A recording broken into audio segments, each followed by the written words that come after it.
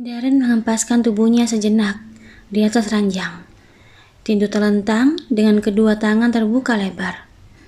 Meski pikirannya tidak tenang, meninggalkan Sarah dan Aji di rumah sakit. Namun, ia pun butuh waktu sebentar untuk sekedar beristirahat. Sementara Jarana langsung masuk ke dalam kamar mandi untuk mengganti pakaiannya yang sudah terasa lengket. Ia langsung berdiri di bawah guyuran air shower untuk menyegarkan badan dan pikirannya. Bayangan Aji yang terbaring tak berdaya terus berkelinang di pikiran Jarana. Saat keluar dari kamar mandi, Jarana melihat Darren sudah kembali bersiap untuk pergi lagi. Dia hanya mengganti kemejanya dengan pakaian santai. Sayang, Mas ke rumah sakit lagi ya. Mas khawatir ninggalin Mama di sana. Meskipun ada Diana, Mas gak tenang. Pamit Darren. Jarana tersenyum tipis, lalu mengangguk. Itu memang kewajibanmu, Mas. Menjaga ibu dan saudara perempuanmu. Jagalah mereka dengan baik. Buatlah mereka sedikit pun tenang. Dengan adanya kamu di samping mereka, Jarana bertutur dengan bijak. Terima kasih sayang. Kamu juga jaga diri baik-baik ya, pesan Darren. Jarana mengangguk. Kalau ada apa-apa, cepat kabarin. Mudah-mudahan Papa segera sadar. Pasti, timpal Darren singkat sambil mencium kening Jarana. Jarana hanya mengantar Darren sampai pintu depan. Dia tidak ikut keluar karena waktu memang sudah malam. Setelahnya, Jarana langsung kembali lagi ke kamarnya. Jarana mengerti, meski kini Darren sudah menjadi suaminya, namun sampai kapanpun Darren tetaplah milik ibunya. Sebagai seorang anak laki-laki, apalagi satu-satunya, Darren harus selalu ada di samping sang ibu di saat ibunya membutuhkan.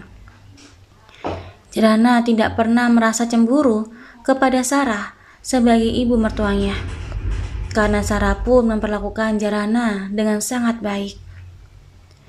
Setelah melaksanakan sholat Isya terlebih dahulu, Jarana langsung merebahkan tubuhnya di atas ranjang. Hari ini rasanya terlalu melelahkan untuknya yang sedang berbadan dua. Bukan hanya lelah fisik, tapi juga lelah batin. Jarana pun tiba-tiba teringat pada ponselnya yang belum dibuka sejak tadi siang. Jarana lantas beringsut menyambar tasnya, lalu merogoh ponsel dari dalamnya. Ia kembali merebahkan tubuhnya, mengusap gawengnya, lalu membuka pesan yang sudah lumayan menumpuk. Pesan-pesan itu kebanyakan dari orang yang memesan baju secara online. Jarana pun memilih mengabaikannya karena sudah ada admin khusus untuk mengurus semua itu.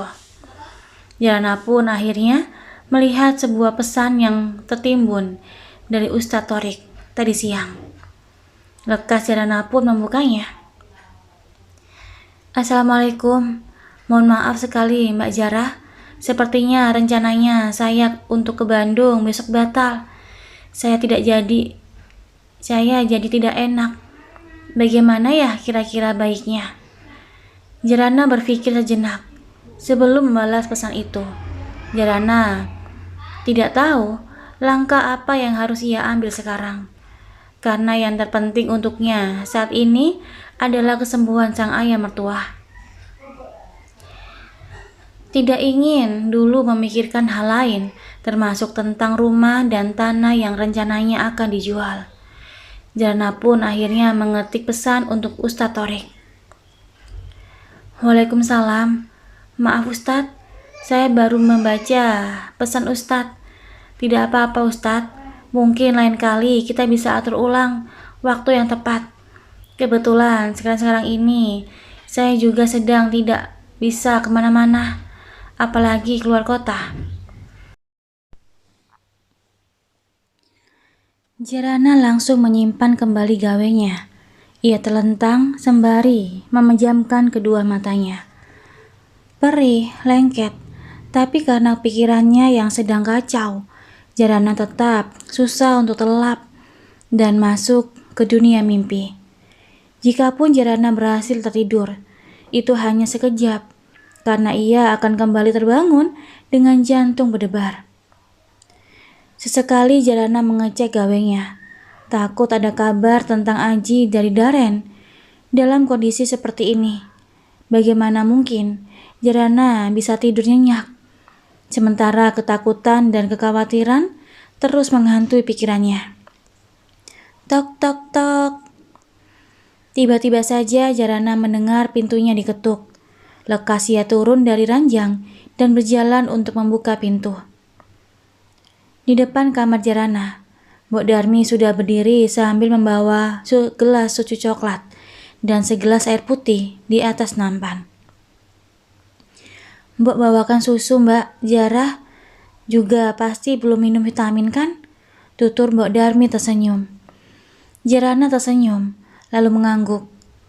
Mbok, kok tahu sih?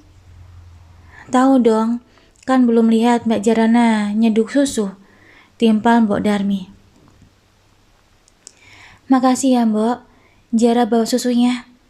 Jarana pun mengambil alih nampan itu dari tangan Mbok Darmi, lalu membawanya masuk ke dalam. Sementara Mbok Darmi kembali lagi ke belakang. Masalah yang menimpa keluarganya membuat Jarana mengabaikan kesehatan dirinya dan bayinya. Jarana pun menunduk, tangannya mengusap perut yang sudah sedikit menonjol itu. Maafkan Mama ya sayang, Mama kurang memperhatikanmu akhir-akhir ini, liriknya. Jarana pun segera meraih gelas berisi susu, kemudian meminumnya hingga habis. Rasa manis dan hangat langsung mengaliri tenggorokannya sampai ke perut. Setelahnya, Jarana pun kembali merebahkan diri karena matanya sudah benar-benar terasa lengket dan tak bisa dibuka. Ia tertidur, meringkuk tanpa selimut. Sementara di rumah sakit, Daren masih terjaga, duduk termenung di kursi di depan kamar rawat inap Aji. Sedangkan di dalam ruangan, Sarah tertidur di kursi di samping ranjang. Kepalanya bersandar di atas ranjang di sisi Aji. Daren duduk dengan menyandarkan kepalanya di tembok. Sesekali matanya terpejam karena rasa kantuk mulai menyerang. Namun sesaat kemudian terbuka lagi. Daren pun berdiri, lalu mengintip ke ruang-ruangan, berharap ada pergerakan sang ayah yang masih belum sadarkan diri. Daren pun memutuskan untuk tidur sebentar karena tak tahan dengan kepalanya yang semakin berat dan matanya semakin perih. Apalagi jam dinding sudah menunjukkan angka 1 lewat. Hanya 3 jam Daren memejamkan matanya, tapi lumayan membuat tubuhnya terasa jauh lebih segar. Daren pun segera melangkahkan kakinya menuju masjid saat mendengar azan berkumandang. Saat kembali ke masjid, ia mendapati Sarah pun sedang melaksanakan sholat subuh. Daren berjalan pelan, mendekati Aji lalu berdiri di sampingnya. "Pa," ucap Daren perlahan, matanya memanas lagi, melihat keadaan sang ayah. Daren pun menggenggam tangan yang senantiasa menafkahinya sedari kecil itu, lalu menyimpannya di dada. Daren melirik ke arah Sarah yang sedang melipat mukena. Hatinya perih melihat keadaan mamanya hancur seperti itu. Namun Daren harus berusaha bersikap tegar di depan keluarganya. Kalau bukan dia, siapa lagi yang akan menguatkan? "Ma, gimana tidurnya semalam? Mama tidur lagi ya?" ujar Daren lembut pada Sarah. "Enggak nak, Mama mau jagain papa kamu aja," jawab Sarah seraya kembali duduk di kursi di samping Aji. Sarah mengusap wajah suaminya itu lembut dengan mata yang kembali basah.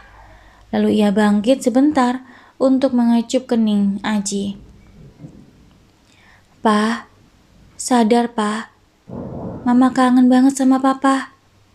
Mama gak bisa hidup tanpa papa," Sarah berkata dengan begitu pelan, bahkan hanya serupa bisikan.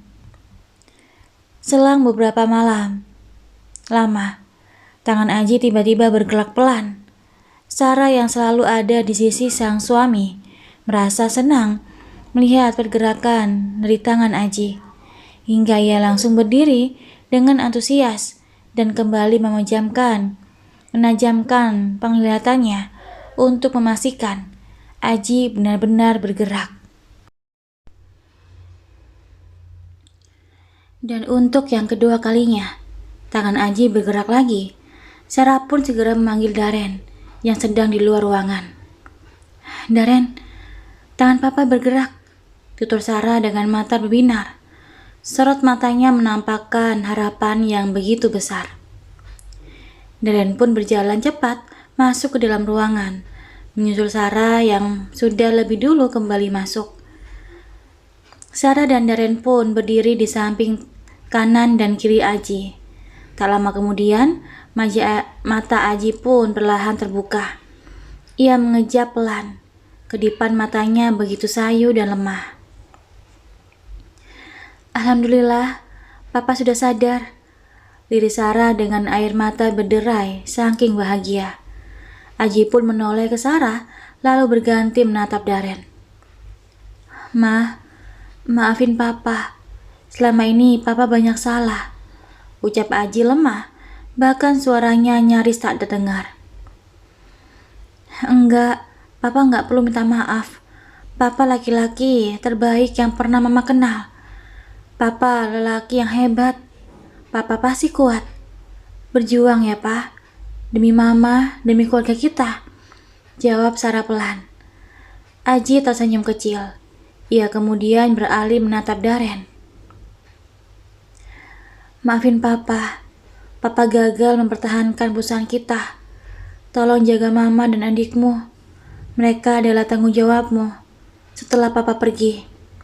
Lindungi selalu mereka," pesan Aji pada Daren. Daren mengangguk. Ia bahkan tak kuat untuk sekedar bicara. Dia sedang mencoba menahan air matanya agar tak tumpah dan terlihat tegar. "Papa jangan bicara seperti itu. Papa pasti akan terus jagain mama. Papa harus kuat." Sarah masih bisa bersuara meski diiringi isakan. Aji tersenyum tipis. "Papa sudah lelah, Ma. Papa ingin istirahat panjang. Temani terus anak-anak kita. Mereka masih membutuhkan sosok ibu hebat seperti Mama." "Jangan bicara seperti ini, Pa. Mama gak sanggup kehilangan Papa. Mama gak bisa hidup tanpa Papa." Sarah menangis terseduh. Ia memeluk tubuh Aji, merasakan dekapan hangatnya untuk yang terakhir kali. Aji kembali terdiam, hanya matanya yang berbicara saat kedua sudutnya mengalirkan buliran bening yang terus menetes. Begitupun dengan Daren yang masih mematung di samping sang ayah, sementara Sarah masih mendekap tubuh Aji dan tak ingin melepaskannya. Sesaat kemudian, Daren melihat nafas Aji mulai tercengal. Matanya membulat, menatap ke atas. Tak ingin menunda lagi, dengan hati hancur dan segera menunduk. Lalu berbisik cepat, tepat di telinga Aji, menuntun ayahnya untuk mengucapkan kalimat, "La ilaha illallah, Muhammadar Rasulullah." Aji pun mengikutinya pelan, meskipun dengan suara pelan dan terputus-putus. Mata Aji pun menutup seiring selesainya mengucapkan kalimat itu. Ia tutup usia. Waktunya di dunia ini telah usai. Kini ia telah berpulang ke alam keabadian. Innalillahi wa inna ilaihi raji'un. Lili Daren mengucap kalimat itu dengan tubuh lemas dan penuh luruh ke lantai. Sarah menongak, menatap Aji yang telah terpejam dan takkan membuka mata lagi.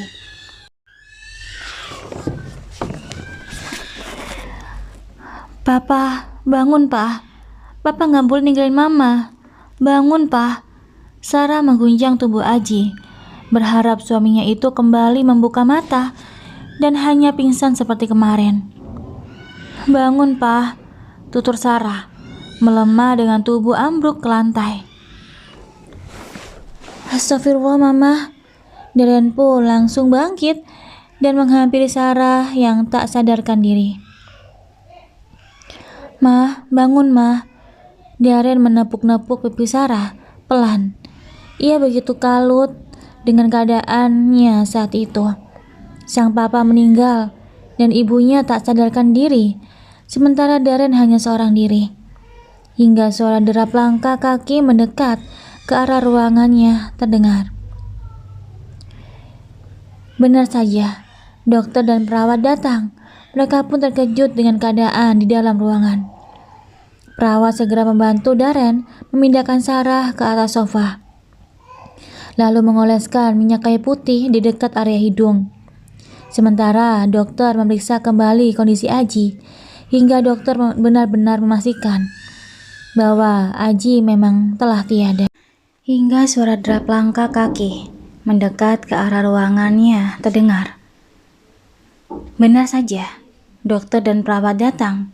Mereka pun terkejut dengan keadaan di dalam ruangan. Perawat segera membantu Daren memindahkan Sarah ke atas sofa, lalu mengoleskan minyak kayu putih ke dekat area hidung.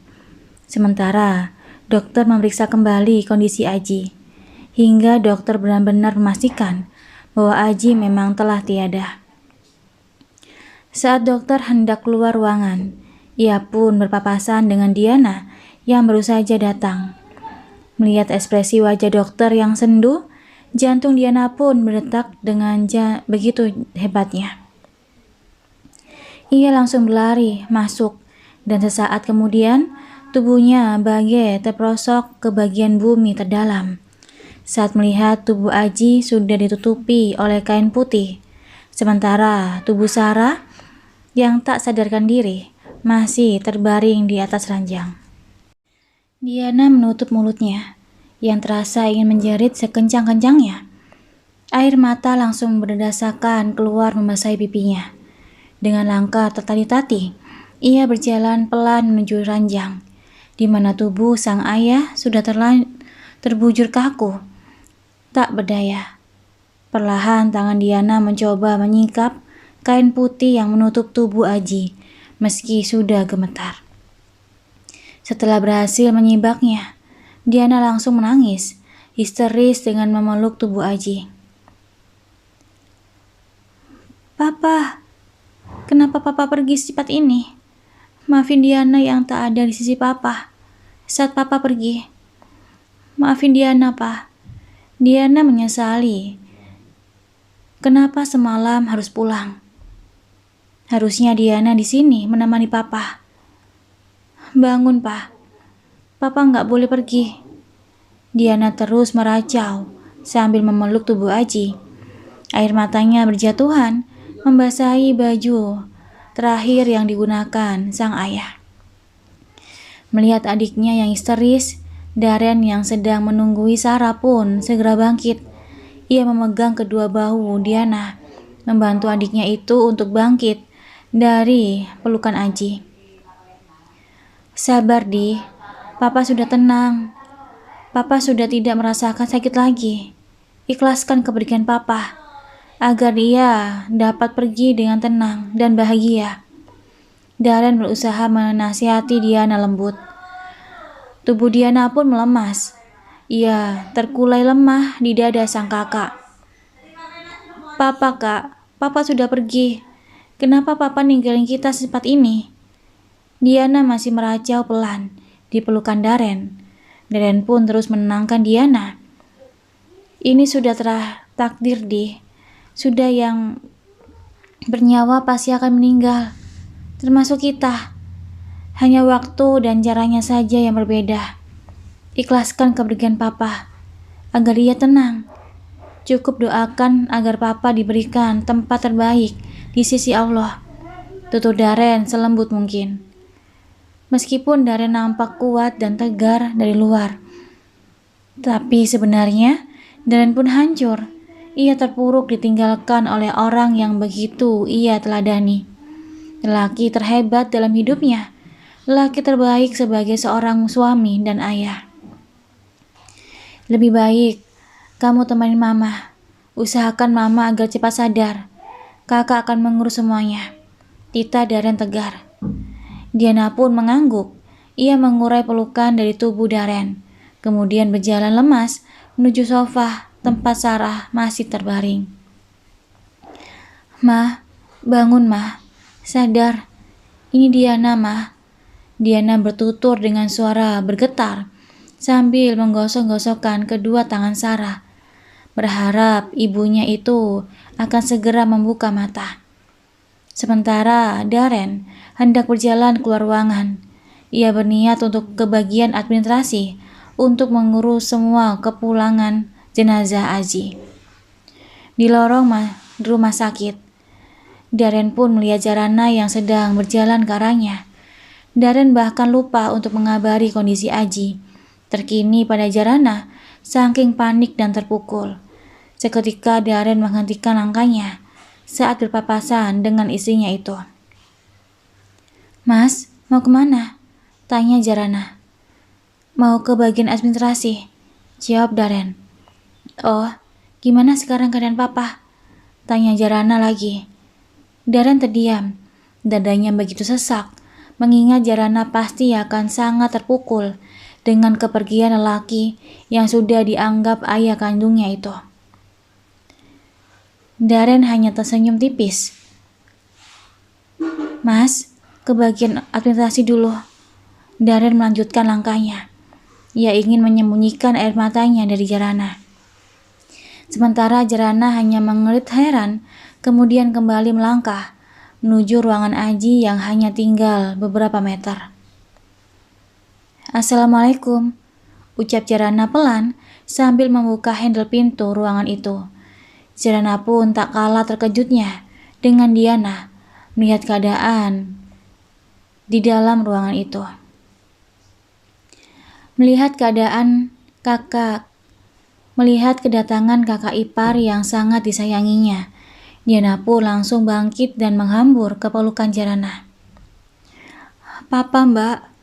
Papa sudah gak ada," tutur Diana dengan suara yang nyaris tak terdengar. Jarana langsung terdiam untuk sepersekian detik. Jantungnya terasa berhenti dan berdetak. Ia syok, bahkan merasa semua ini hanya mimpi. Santai Jarana mencoba memukul pipinya sendiri. Namun saat Jarana merasakan sakit karena tamparan lengannya sendiri, Jarana baru sadar kalau semua itu adalah kenyataan. Itu bukan mimpi. Akhirnya, tangis Jarana pun ikut pecah. Ia peluk erat tubuh Diana yang masih ada dalam dekapannya. Mereka menangis bersama, berbagi duka dan lara yang teramat sulit untuk mereka lalui. Perlahan Jarana mengurai pelukan dengan Diana. Lalu ia melangkah pelan mendekati Aji dengan kaki yang sangat gemetar. Jarana berdiri tepat di samping Aji sambil memandangi wajah tampan dan berkarisma di usianya yang tak lagi muda. "Terima kasih banyak, Pak. Terima kasih sudah menjaga Jarah dengan baik semenjak ayah Jarah pergi. Tapi kini Papa pun ikut pergi menyusul ayah. Jarah tahu semua ini sudah guratan takdir. Tapi ini terlalu berat dan menyakitkan. Semoga Papa husnul khotimah. Maafin Jarah yang belum bisa membahagiakan Papa." Jarana bertutur panjang lebar dengan air mata yang memenuhi kedua kelopaknya. Melihat adanya pergerakan tubuh Sarah, Diana pun segera mendekat. Perlahan kedua mata Sarah terbuka. Ya Allah, ternyata cuma mimpi, tutur Sarah sambil berusaha untuk bangun. Diana pun segera membantu Sarah untuk bangun dari tidurnya.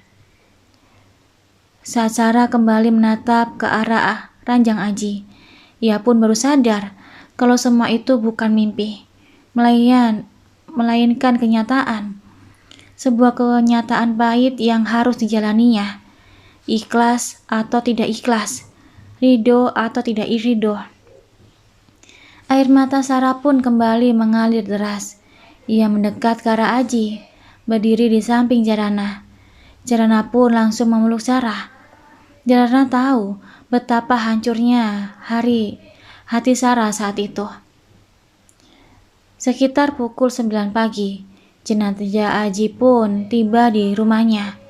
Para pelayat pun sudah mulai berdatangan. Apalagi saat suara mobil ambulan berhenti tepat di rumah Aji. Para tetangga komplek perumahan itu keluar dari rumahnya masing-masing. Mereka sama sekali tidak menyangka bahwa Aji bisa meninggal secepat itu. Pasalnya, Aji hampir setiap pagi berjalan santai, mengitari seluruh komplek untuk berolahraga. Sarah dibantu Darren turun dari ambulan, lalu dipapa menuju dalam rumah, di mana jenazah Aji akan dibaringkan. Para sahabat dan kerabat Sarah pun mendekat untuk memberikan dukungan, termasuk Cindy, sahabat Sarah. Jenazah Aji pun mulai diurus sesuai ketentuan agama, mulai dimandikan, dikafani, disolatkan, dan sekarang giliran dikuburkan. Semua prosesi pemularasanan jenazah Aji diiringi dengan tangisan. Sarah dan Diana tak hentinya menangis meskipun sebenarnya mereka sudah lelah dan air mata hampir mengering. Sementara Jarana terlihat sudah sedikit lebih tenang ketika terpikirkan kesehatan bayi yang ada di dalam rahimnya. Jarana terus berada di samping Sarah untuk menguatkan. Sementara Diana sudah ada Ipan yang terus menggenggam erat tangannya. Sebagai seorang anak laki-laki, Darren melakukan semua kewajibannya pada ayahnya untuk yang terakhir kalinya. Ia mengikuti semua proses pemulasaran Aji termasuk menguburkan kini. Darren turun ke dalam galian liang lahat yang sudah siap untuk mengubur ayahnya itu. Darren ikut memastikan bahwa pembaringan terakhir ayahnya sudah benar sesuai syariat Islam. Selesai dikuburkan, para pelayat langsung berhamburan meninggalkan area makam. Kecuali Sarah, Jarana, Darren, Diana, dan Ipan. Tak langsung beranjak pulang. Mereka semua berjongkok di depan gundukan tanah merah dengan wajah yang sendu dan tatapan nanar. "Ma, ayo kita pulang," ajak Darren pada Sarah pelan. Sarah bergeming, ia tak bergerak sama sekali. Matanya memandang lurus pada tanah merah yang ada di hadapannya. "Ma, pulang dulu ya. Besok kita kesini lagi. Zara yakin Mama pasti kuat. Mama wanita hebat. Mama. Tapi Mama juga harus pikirkan kondisi kesehatan Mama." Kini giliran Jarana yang membujuk Sarah agar bisa pulang. Setelah beberapa saat, akhirnya Sarah pun berdiri dengan kaki yang begitu lemas dan hampir kembali terjatuh. Hingga Sarah pun buru-buru dipapa oleh Jarana dan Darren. Sampai kembali di rumah, hati Sarah dan yang lainnya dibuat kembali basah dengan berbagai foto Aji yang memenuhi hampir semua dinding di dalam rumah. Aji yang senantiasa senyum di berbagai gayanya. Merasa dadanya semakin sesak. Sarah pun memilih untuk masuk ke dalam kamarnya untuk menenangkan diri. Namun kenyataannya bukan tenang, malah justru Tapi dadanya jauh lebih sesak dari sebelumnya. Menatap tempat tidur, secara langsung terbayang Aji. Menatap foto kemerdekaan mereka berdua. Menatap lemari yang berisikan seluruh baju-baju Aji. Sekilas Sarah melihat baju koko Aji yang tergantung di belakang pintu. Bahkan beberapa hari yang lalu, baju koko putih itu masih Aji gunakan untuk mengimami sholatnya dengan Sarah.